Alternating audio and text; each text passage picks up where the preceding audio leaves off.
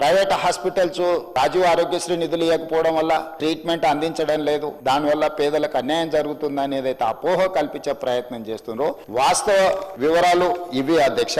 అదేవిధంగా గతంలో 2022-23 రాజీవ్ ఆరోగ్యశ్రీలో నెలకు 102 కోట్ల రూపాయలు దాదాపుగా బుక్ అయితే ఈ రోజు 25-26లో ప్రతి నెల 184 కోట్ల రూపాయల హాస్పిటల్ కి ప్రజలు వైద్యం కోసం వెళ్తున్నారు అధ్యక్ష. అందులో కూడా గవర్నమెంట్ లో 54 కోట్లు, 22-23లో ప్రైవేట్ లో 48 కోట్లు. ఈ రోజు గవర్నమెంట్ లో 87 కోట్లు, ప్రైవేట్ లో 97 కోట్లు. సో అన్ని రకాలుగా పేషెంట్లు పెరగడమే కాకుండా 5 లక్షల నుంచి 10 లక్షలకు రాజీవ్ ఆరోగ్యశ్రీ ఏదైతే ఇన్సూరెన్స్ ఇతర వ్యాధులను కూడా అందులో చేర్చడం వల్ల ఈ రోజు దాదాపుగా మోర్ దాన్ డబుల్ ఈ రోజు వాళ్ళు వాడుకోవడం జరుగుతుంది అధ్యక్ష.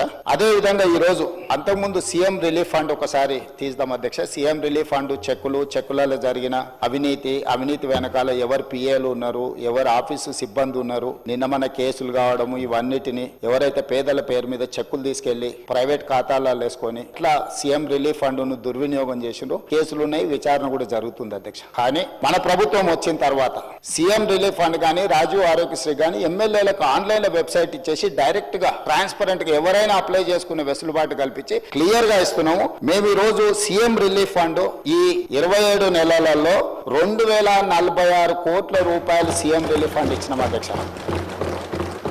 2400 రాజీవ్ ఆరోగ్యశ్రీలో 2040 దాదాపుగా 4500 కోట్ల రూపాయలు ఈ 27 నెలల్లో పేదల వైద్యం కోసము ఈ ప్రభుత్వము సంపూర్ణంగా ప్రయత్నం చేసింది. ఇది సరిపోతుందంటే ఇది సరిపోదు అధ్యక్ష. మేము ఎప్పుడు ఇది సరిపోయింది ఇంకా ఇది ఇంతకంటే ఎక్కువ చేయలేమంటలేం. అందుకే ఈ రోజు ఇందిరమ్మ కుటుంబ జీవిత బీమా ఎవరికి ప్రమాదం వచ్చినా సిపెక్ సర్వే ప్రకారం socio economic education employment political and caste survey ఏదైతే రాష్ట్ర ప్రభుత్వం చేసి February 4th సోషల్ జస్టిస్ డేగా పెట్టిందో ఆ సమాచారం ప్రకారం 1,15,00,000 కుటుంబాలు తెలంగాణ రాష్ట్రంలో ఉంటే ప్రతి కుటుంబానికి ఈ రోజు జీవిత బీమాను అందించి ఎవరికైనా కుటుంబ పెద్దను కోల్పోతే ప్రభుత్వం వైపు నుంచి ఒక ధీమా ఉండాలి. ఈ జీవిత బీమా ఆ కుటుంబానికి ఒక ధీమా అని చెప్పి ఈ రోజు మనం నూతనంగా కొత్త పథకాన్ని కూడా మనం ప్రవేశపెట్టుకోవడం జరిగింది అధ్యక్ష.